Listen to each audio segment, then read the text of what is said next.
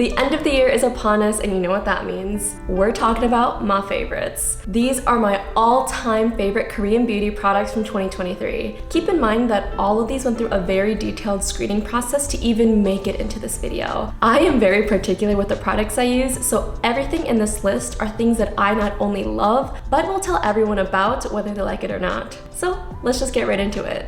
Starting out with skincare, my first K-beauty favorite from this year are these Care Plus Scar Cover Spot Patches. Let me do that again. Kicking off with skincare, my first K-beauty favorite from this year are these Care Plus Scar Cover Spot Patches. As you guys might know, I was having several breakouts earlier this year, but these have actually helped heal my breakouts faster. They basically act as a shield, preventing any moisture or dirt from coming in contact with your acne. I just put these on before I go to sleep, and in the morning, any visible bumps I had on my skin are gone. Another big reason I love these a lot is because they are actually undetectable. A lot of pimple patches out there will market themselves as being invisible, but in reality, they're pretty noticeable. These though, you can't even tell that there's anything on your skin. They also stick on really well. I've accidentally washed my face with these and they still stay on. Next up, we have the famous Vanilla Co Clean It Zero Cleansing Balm. I actually tried this a long time ago, but for some reason, I just remember not liking it that much. But after seeing the reviews, I had to give it another try, and I'm so glad I did because the reviews do not lie. This is one of the best cleansing balms I have ever used, and that's coming from a girl who was a religious micellar water user. One of the reasons I was so hesitant on cleansing balms in the first place was because I had the misconception that all of them were just super oily and would cause me to break out. And I can't speak for all cleansing balms, but this one is not oily whatsoever. When I use this, I warm it up in my hands really well to make sure that I emulsify it, and then I will rub it all over my face for at least a minute, concentrating it on my eye area to make sure I get all that makeup off.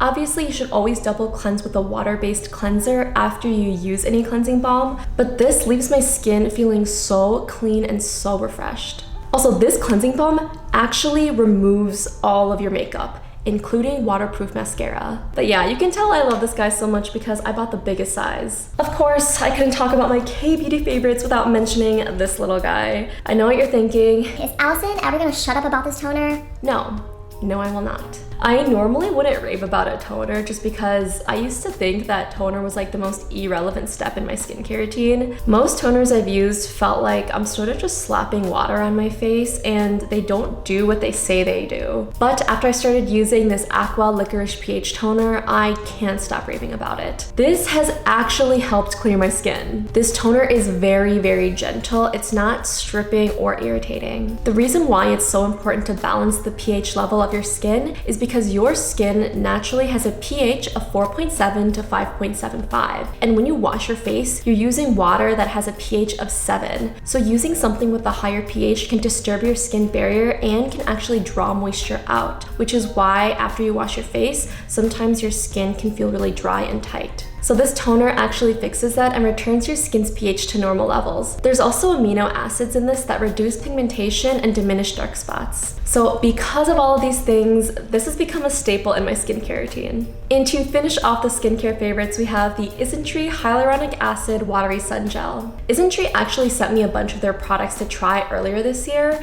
and usually when I receive PR, most of the products are good but not great. But I actually fell in love with their sunscreen and I use it every single day. I don't know about you, but I can't stand greasy sunscreens. I naturally get pretty oily in my T-zone, so using anything that's also oily will just break me out immediately. This sunscreen though is not greasy whatsoever. Like the name suggests, it's water-based so it won't clog your pores. And it has hyaluronic acid in it to keep your skin nice and hydrated throughout the day. The best part about it is that it doesn't leave a white cast, so I never have to worry about ever applying too much. And not to mention, it has an SPF of 50. I'm a big advocate for protecting your skin from sun damage, so I only wear sunscreens that have an SPF of at least 50. So that, plus all the other things I mentioned, makes this one of my favorite sunscreens. So now let's get into my favorite Korean makeup products from this year. The first one I have is the Dr. Mascara Fixer by Etude. If you have Asian lashes, then you know the struggle of trying to get them to stay lifted. This is basically a primer for your lashes that gets them to hold hold their curl and creates a grip on them so that the mascara can actually adhere. After I curl my lashes, I coat them a couple of times with this and just let them dry. And then after like a minute, I'll go in with mascara and my lashes will stay lifted all day. It's great.